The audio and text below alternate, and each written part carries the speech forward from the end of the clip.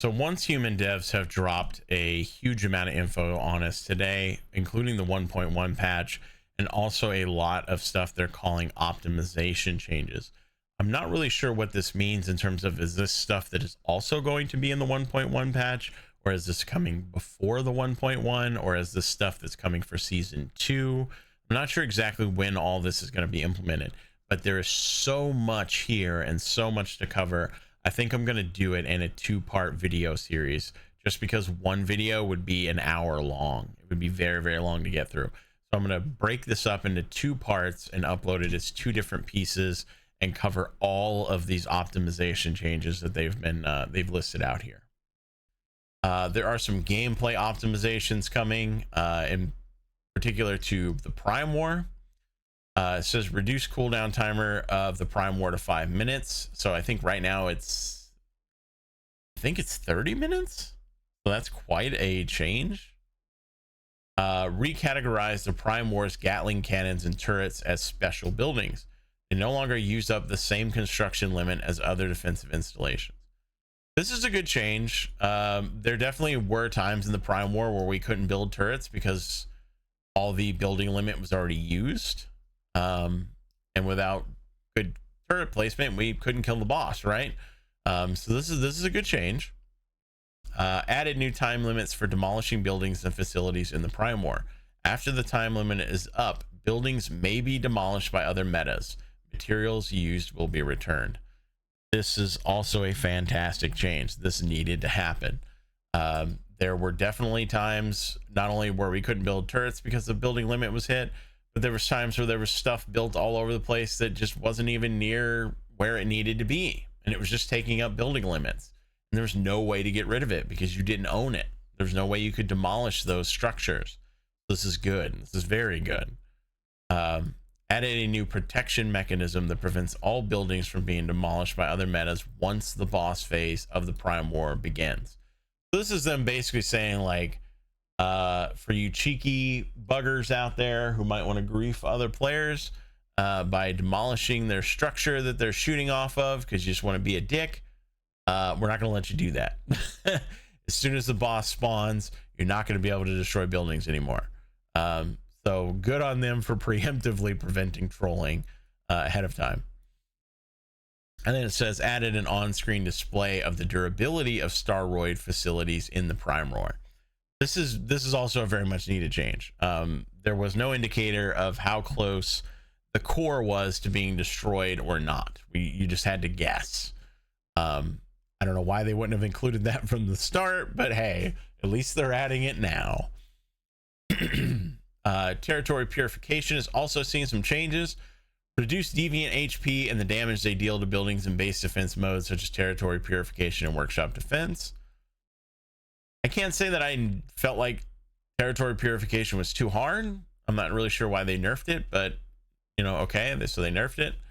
Optimize the Territory Purification tutorial task. Anti-memetics tech metas must now reach the easiest Territory Purification level of that being level 15 before taking on this task. Make sure to build defensive installations to protect your territory before trying Territory Purification for the first time. This is just basically saying that they've made some changes to the tutorial to explain how to do defense, and added an extra step and sort of like clarify the process, which, you know, is always good. Some other adjustments coming in here. It says slightly increase the length of high-level cargo conquest matches. And 2, if a meta is defeated while carrying a chaotic cortex, the chaotic cortex will no longer drop as stardust flowers, but as a chaotic cortex model. It can be more easily noticed by other metas. This is a PvP thing. The PvP servers, when you would die and you would drop something, it would look like a little kind of like flowery thing. This is basically saying that if it's a chaotic cortex in particular, which is a PvP objective, it will look like a chaotic cortex instead of a little flower. That way you can better understand they dropped the chaotic cortex. Territory construction and optimizations. Construction mode now has a grid alignment system that displays a grid map on your territory. Grid alignment mode allows you to place foundations and facilities on the foundation or floor more neatly. Rotation angle is fixed at 45 degrees while in grid alignment mode. Foundations can be raised or lowered by half a wall's height while in grid alignment mode. Then goes on to say you can disable grid alignment mode to return to default freeform construction mode. So this is pretty nice. I like the freeform mode. I don't have too many problems with it, but there could be times for sure where swapping into grid alignment and then swapping back is going to be very useful, especially if you're trying to line up a particular thing like your deviant boxes or something like that, your containment cells, things like that. You could like sort of like line those up a little more neatly on the grid and stuff like that. So that this could be a very good change. Also, if you're just somebody who's not very good at building, you would rather just have like a snap system that you know, stuff goes together a little more cleanly and neatly and consistently, this will also be good for you. This will probably also be really nice for controller players, right, where they have less fine tuning. They can just snap stuff together. It says when the season enters its settlement phase, your personal territory and your vehicle's mobile territory will automatically be saved as house blueprints in the new season. So that's kind of cool. If you forgot to save your house as a blueprint at the end of the season or whatever, it'll automatically save that for you, so you won't just lose it. House blueprints can now save wallpapers and building cosmetics. When previewing a house blueprint, you can now filter the visibility of facilities, wallpaper, and other content. So that's kind of cool, right? Like, you know, if you spend a bunch of time prettying up your base with wallpapers and cosmetics and all that, that stuff's going to save as well. So that's nice. Facilities such as brewing barrels and fuel refineries now display the correct input to output ratio. That's just good for clarification, right?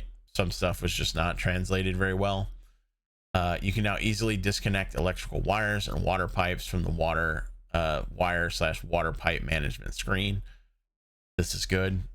Previously, there was no system for disconnecting water pipes at all, and wires were also tricky and difficult. Most of the time, you just had to demolish stuff in order to like break the connection. The fact that we can now detach these in its own sort of management screen is very nice. Your backpack will now become invisible when interacting with certain furniture items.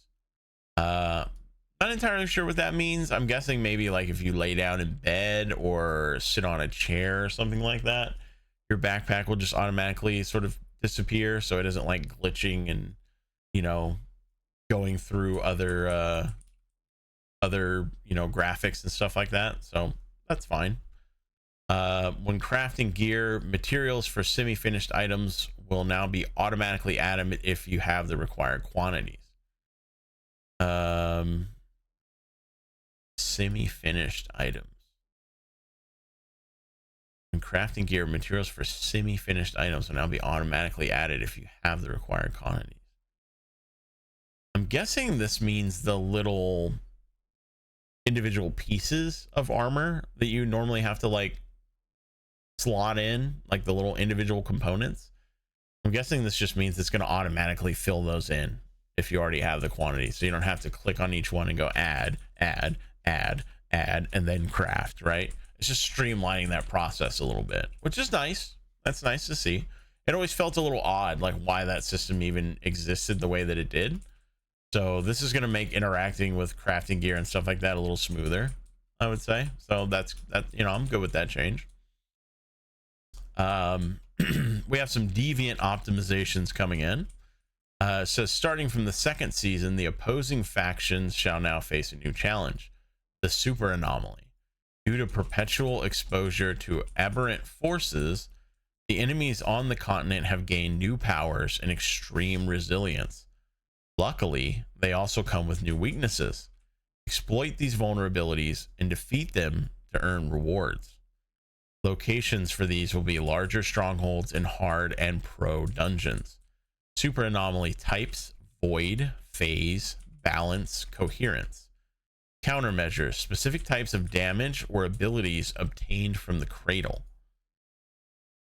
So that's pretty interesting. This basically sounds like this is going to be their version of elites. New deviants roaming around the world. that will be resistant to certain types of damage and vulnerable to certain types of damage. And they're going to be stronger and tougher and harder to kill, not only because of those weaknesses and those strengths, but just in general. But they will offer you rewards for the effort. So that's pretty neat. I like the sound of that. That's going to be sort of like a Diablo style elite kind of thing, where you might run into a deviant out in the world that has like electricity damage or something like that, and they're resistant to power surge, so you got to attack them with fire or something like that they're weak to. Depending on how this kind of all comes together, this could be really, really cool, or this could be really, really annoying. We'll just have to kind of see, right? But I like the idea. I like that they're doing stuff like this. Like, more variance is good. Slightly increase the HP of low and mid-level deviants in the novice season. Deviants in the novice season now pose a larger threat and deal more damage. This is again them reiterating on the difficulty. You know, hard mode's going to have elites and stuff starting to pop up, and even in the novice season, in the regular difficulty, they think it's a little bit too easy, which I would agree. I think the game is a little bit easy right now. Great ones, those include the Ravenous Hunter, the Treant, the Spider, the Shadowhound, and the Forsaken Giant, are no longer considered deviants and cannot be affected by damage bonuses that apply to deviants. Instead, they are only affected by things that apply to great ones. This is just sort of a clarification thing, which I guess I'm mostly okay with, right? Like, and it was always kind of confusing whether or not they even qualified as great ones, or whether they were their own entity altogether. You know, like, getting some clarification on what is what and what affects what is good. Says it optimized the blast radius and warning indicator of Vulture Bomber. Vulture Bomber is probably the thing that has killed me the most in the game. I would like to see them get some tweaks, because they can be very, very annoying and not in a fun way. Improve the alertness and the attack logic of maniacs and gnars on higher difficulties. Hard to know what exactly that means. Sounds like AI improvements. Maybe they'll be more aggressive. Maybe they'll respond more consistently. Fix the issue where deviant corpses would still have hitboxes, causing them to obstruct player shots. That's good. I've encountered this only like a smattering of times, but I know some other people in my group have had more like buggy interactions and more shots seemingly not hit and stuff like that than I have. So this will be good. You know, bug fixing type stuff. We've got some combat optimizations coming in, balance adjustments. It says we've noticed some balance issues during the novice season, and we'll address them in the following sections. Different builds have different cradle trigger conditions, especially in PvP. We've adjusted the difficulty of triggering certain cradles to ensure more balanced gameplay across different builds. And then they get into some specifics here to do with PvP in particular. Like before, it says deadly combo. Before, after hitting a weak spot with a bullet effect, bounce, and shrapnel, bullet effect damage plus 25% for 3 seconds. Now, after the change, after triggering bullet effects, bounce, and shrapnel, bullet effect damage plus 25% for 4 seconds. So they buffed it. They added an extra second. And instead of hitting a weak spot specifically, it's just if you trigger it at all. So it made it easier to trigger, and it lasts longer, which tells me probably this felt underpowered and difficult to use in PvP. I'm not on a PvP server, so I can't speak to how some of this stuff interacts entirely. Transient impact before, after triggering power surge damage plus 25% for 4 seconds. Now, after defeating an enemy, power surge damage plus 25% and shock elemental damage plus 18% for 15 seconds. So that's a huge change, right? That's a massive buff for that. Not only does it last longer, it's giving you 2 buffs, and it's like 5 times the length. So that's a big change for that one. The current PvP scenarios have overly powerful damage reduction builds. The prolonged knockdown times negatively impact the PvP experience. Thus, we've adjusted the cradle's damage reduction stats accordingly. Agility before, after rolling damage reduction plus 15% for 4 seconds. Now, after rolling damage reduction 15% and status damage reduction plus 15% for 4 seconds. Brawl boost. Before, damage from humans negative 20%, effect halved after defeating a human. Now damage from humans reduced by 20%, effect halved after damaging a human. So instead of just being 20% less damage the whole time, as soon as you shoot another player, you're now losing that bonus. So if you're fighting back, you're losing the 20%. Sounds like it's probably a good change. We got something here that says old huntsman boots are designed to simplify player controls, but these boots are too powerful in PvP.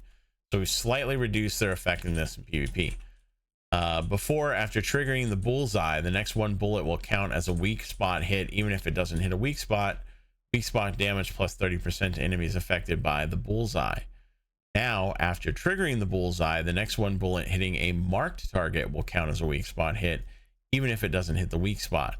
Weak spot damage 30% to enemies affected by the bullseye.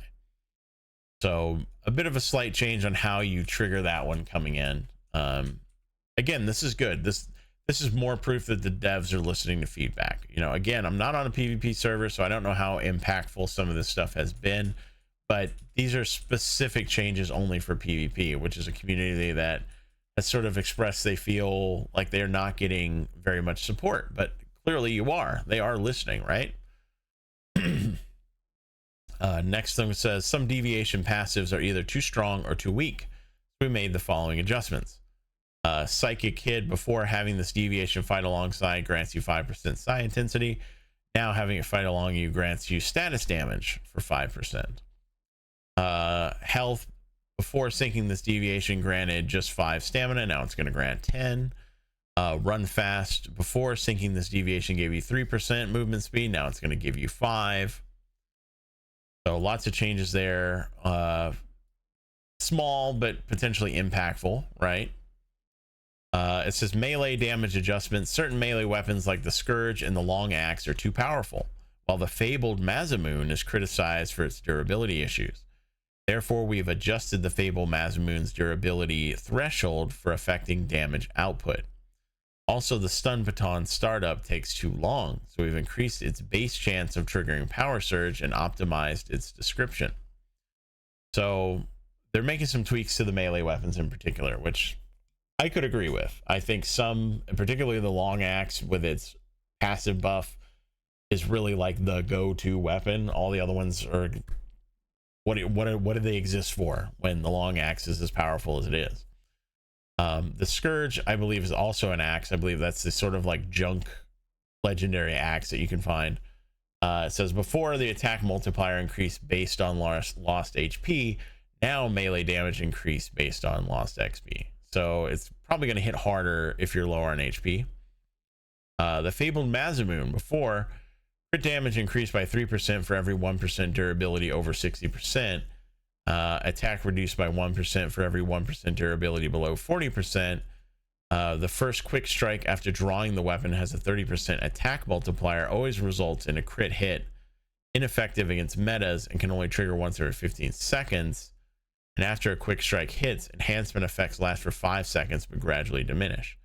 So now it's been changed where the crit damage is going to go up by 3% for every 1% durability over 50% instead of 60, up to a maximum of 120. The attack has been reduced by 2% instead of 1% for every 1% durability below 20% instead of 40. The first strike after drawing the weapon now has a 30% attack buff, always results in a critical hit, and can now trigger once every 15 seconds. So they've kind of tweaked, I guess, how the buff affects you. It says in the first version it was an attack multiplier, now it's just straight up attack. So it probably applies a bigger buff. After quick hits, enhancement effects last for 5 seconds but gradually diminish. So that doesn't look like that changed. That looks the same. The Long Axe also seen some changes. Before, after a heavy strike, all weapons gain 10% crit hit, or crit rate, I should say. and 3% melee swing speed for 10 seconds, stacking up to 5 times. Now, for every target hit by a heavy strike, all weapons gain 8% crit rate, 5% melee swing speed for 10 seconds, stacking up to 3 times. So this is a pretty big change. Right now, the current meta is to just pull out the axe, perform a heavy strike, cancel it, switch back to your gun, and then attack and get that free 10% crit rate without actually using the long axe at all. You just animation cancel the heavy strike. Now it's going to require you to actually hit with a heavy strike in order to gain the buff. And the buff has been slightly nerfed on the crit, but the melee swing speed has been buffed and it stacks faster. So basically what this is doing is kind of countering this meta that has evolved of just using the long axe purely for the buff. Now, if you're going to use the long axe, you have to actually use the long axe, which I'm okay with. I don't really like, I guess what you might call game manipulation mechanics like that, where instead of using the weapon the way it's intended to be used, you're just sort of like skirting around the edge, right? So I think this is a good change. The stun baton also seeing some changes. Before, light strikes and impacts have a 33% chance to inflict power surge. Heavy strikes with the power surge status will inflict an additional 50% power surge damage on nearby enemies. Now light strikes and impacts have an 80% chance to inflict power surge, so a massive buff. And heavy strikes with power surge status will inflict additional instance of shock damage equal to 100% of psi intensity on nearby enemies. So massive buffs for the stun baton. Not only is it going to proc way more often, it's also going to, from the looks of it, do more damage. So that's great. That's great for the stun baton. Melee weapons in general all kind of like now coming together a lot more and becoming more relevant across the board. Crossbow balance adjustments. The crit rate of the recurve crossbow is excessively high. Both back-end data and player feedback suggest that it has become almost the only choice for a secondary weapon. Thus, we've reduced some of its support capabilities. As a legendary weapon, the compound bow's damage output has been relatively insufficient. Therefore, we've enhanced its passive effects. So right now, again, very big in the meta is to have the offhand crossbow, both for the bullseye effect and the fact that it hits really, really hard. So it sounds like they're going to make some adjustments to this. So the recurve bow in particular, before a hit on a weak spot will inflict the bullseye on the target, and all weapons will gain crit rate plus 30% against marked targets with the bullseye for 10 seconds. Now a hit on a weak spot will inflict the bullseye on the target, and you gain 15% crit rate against targets. So they basically have the buff from 30 to 15, which again I'm okay with, because as they mentioned right there in the text, the crossbow was too good. It was too powerful. It was the go-to offhand. Everybody was using it. There really wasn't good reasons in a lot of cases to use even the other bullseye weapons, such as the pistol or the sniper rifle, or I think there's another one in there for an offhand. Like, nobody was really using those for the most part. They were all using the recurve bow, and the recurve bow wasn't even a legendary. It was just a bow you can unlock in the game. And then the compound bow, which is a legendary bow, nobody was using. So they've decided to buff that, right? So it says before you would gain a temporary boost of reload speed, 10% crit rate when hitting a target, and it could stack up to 3 times. You gain max stacks when defeating a target, and at max stacks you would trigger unstable bomber when the target is hit. Now after hitting a target, you gain reload speed plus 6%, which this says just plus 6, this says 6%. I'm not sure if that's actually a change or just a typo. Crit rate plus 10, stacking up to 3 times, and lasts for 6 seconds. Defeating a target instantly maxes the stack, so that's the same. And max stacks, hitting a target also triggers an enhanced unstable bomber. Can deal crit hit and causes targets to lose balance. After each shot, unstable bomber damage multiplier plus 3%, stacking up to 6 times. If you miss, the stacks are halved. Every weak point hit has a 40% chance to automatically reload a crossbow bolt. So this is a pretty big change. This is giving you not only more unstable bomber, a more powerful unstable bomber, but also a stacking unstable bomber buff, and a chance to automatically reload 40% of the time automatically, so you can stack it even faster. So if you're an unstable bomber build in particular, this may be your new go-to offhand. Speaking of which, we are going to get into some unstable bomber changes from the looks of it. The defeat affix of Jaws doesn't match its trigger difficulty, making Jaws slightly weaker than expected. All right, so we also have some unstable bomber changes coming in. The defeat affix of Jaws doesn't match its trigger difficulty, making Jaws slightly weaker than expected. Thus, we've adjusted its trigger method and duration. Before, it says after defeat, blast elemental damage plus 30% for 12 seconds. Now, after a weak spot hit, blast elemental damage plus 30% for 8 seconds. So now you don't have to defeat an enemy to get this buff. You only need to hit a weak spot, and it lasts slightly less, coming down from 12 seconds to 8. But considering you can trigger it immediately rather than having to wait for a kill, it's going to make it that much stronger. So that's pretty good, and that's pretty surprising for a weapon that was already considered one of the best weapons in the game. But it's hard to disagree that it was difficult to trigger at times, especially if you're fighting a boss, right? Like, bosses do usually spawn ads, but it may be later in the fight, or difficult for you to get that kill in the midst of everything, so you weren't really getting that passive a lot of the time. Now you're going to be able to get the passive consistently. Let's see.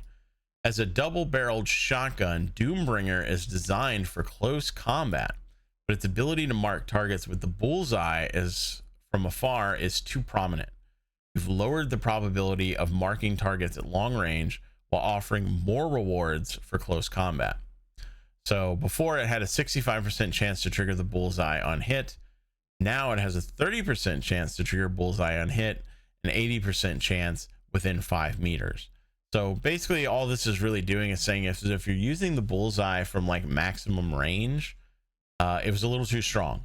They wanted you to actually have to be using it as a shotgun, which I've not used the Doombringer, but I mean, that kind of makes sense, right?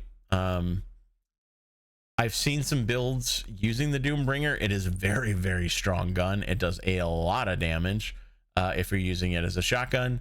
So I think this will only enhance people who are actually using the Doombringer as it was intended, and only affect people who are kind of using it as in a little bit of a meanie way. So this seems like probably a good change to the people who actually like using shotguns.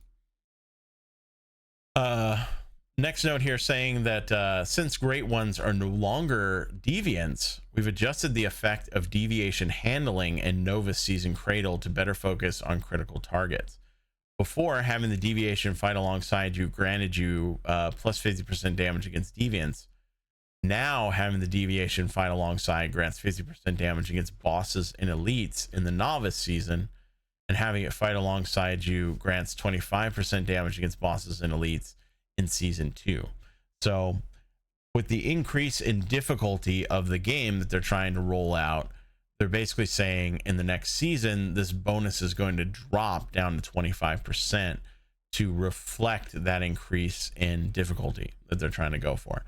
But for now, due to like verbiage and stuff like that, they're also changing it to make it more clear that bosses and elites and deviants and sort of these changes that they're making in terms of designations and all that kind of stuff like that. So this is good. This is just wording things better and trying to like bring more clarity to the situation, which is all good stuff. We've got some further changes and notes here. It says developer notes. Also, with test dummies being deviant units, the deviant handling adjustment will reduce damage output on wooden stakes deviations are present compared to previous versions. No other stats were adjusted. Some players also noted low damage from the last Valor against test dummies. This is because the last Valor belongs to the penetration type and deals reduced damage against test dummies. We plan to have more types of test dummies for you to choose. Smoke bomb mechanism adjustment. When attacking from within smoke bomb range, you will temporarily lose your cloak effect. Also, the visual obstruction from smoke bomb will no longer affect elite and enemy monsters. So this is kind of interesting. I really didn't know that the dummies had certain unique characteristics and how they interacted with certain weapon types. It sounds like they're basically saying, hey, we're going to give you the ability to make different types of dummies in the future. That way you can sort of test out different weapon types. I guess I'm fine with that. I guess it's sort of like a weird like middle ground, right? Where it's like, well, why not just make the dummy not be subject to these kind of things? That way it's like more universally like testable. But at the same time, like they're saying, the last Valor in particular is a penetration type weapon, so it interacts differently depending on the type of thing you're shooting at. So I think they want to maintain that so that you understand there's a difference between how it interacts with certain things. And I think that's why they're going to offer different types of test dummies instead of just removing that limitation. That would be my guess. That's what it sounds like. That's going to be, I think, a little bit confusing for some people. It's even a little bit confusing for me as I'm reading it. But hopefully they'll clarify that when these other types of dummies come out, and it'll be a little more clear how that stuff works. Bunch of bug fixes and changes and stuff here. We won't go over every single one of these, but some various like bug fixes. They're adding some new calibration blueprint categories. It will be available in season 2. Again, I won't go over all of these here because this is going to go into like sort of heavier sort of build forecasting and predicting and stuff like that. And that's really kind of its own video. We got another developer note here saying different scenarios provide different obtainable items due to gameplay differences, but each scenario should have its own unique drops. Thus, we provided mod suffixes tailored to the Evolution's Call and Call of Manibus Evolution's Call and Manibus scenarios accordingly. Sorry. Because of the high demand for versatile keyword suffix mods, we've moved their acquisition to public crisis events, thus allowing players from all scenarios to participate and obtain these mods. So it sounds like what they're saying here is that there's going to be mods that are unique to PvE and PvP, and they're going to be adding those into the respective seasons, and they're also changing how you acquire them and sort of clarifying some of the descriptions and all that kind of stuff and how they're going to work. So that's pretty cool. If you want to jump into a PvP season, one season, and get a bunch of these like PvP specific mods and stuff like that, and keeping in mind you can carry these between seasons, you'll be able to bring them with you into the future and stuff like that. So that's cool. Deviation optimizations and adjustments. Fix an issue where some deviations wouldn't attack test dummies. Okay. Fix the animation and visual effects for the Xeno Purifier action. Optimize the interaction of the Digby Boy and the Logging Beaver with facilities. Added a new interaction with Rebecca. Introduce new traits for deviations in Season 2, allowing deviations now have a chance to gain new traits. Extra Dimensional Cat, the Digby Boy, the Grow Shroom, the Fetch-A-Lot Bunny, the Butterfly Emissary, and the Festering Gel. Added new traits for deviations. So that's interesting. So that means these deviations in particular are going to have a chance to spawn with new unique traits. That's pretty neat. Significantly increased the deviation resource production efficiency of H37 and added gunpowder to its obtainable item list. That's pretty big because H37 basically was kind of worthless. She didn't bring really anything. She brought very little materials, and what she brought wasn't very good. And gunpowder being added to the list is a potentially pretty big one. So that may actually make H37 useful. Deviations in the territory will now continuously produce resources at gathering platforms such as mining or logging operation platforms. Gathering progress at platform facilities is saved when deviations stop working due to a lack of deviant power. That's pretty good. That means you're not going to lose progress just because your deviation ran out of power, right? Like it's going to come back and start up where it left off. So that's good. That's way more efficient. Reduce deviations PvP damage factor to prevent certain deviations from instantly killing players. This is a good change. Even though I'm not on a PvP server doing the cargo shuffle events, there were deviations that would literally just walk up and like one tap you and there was nothing you can do about it, right? So this is a good change.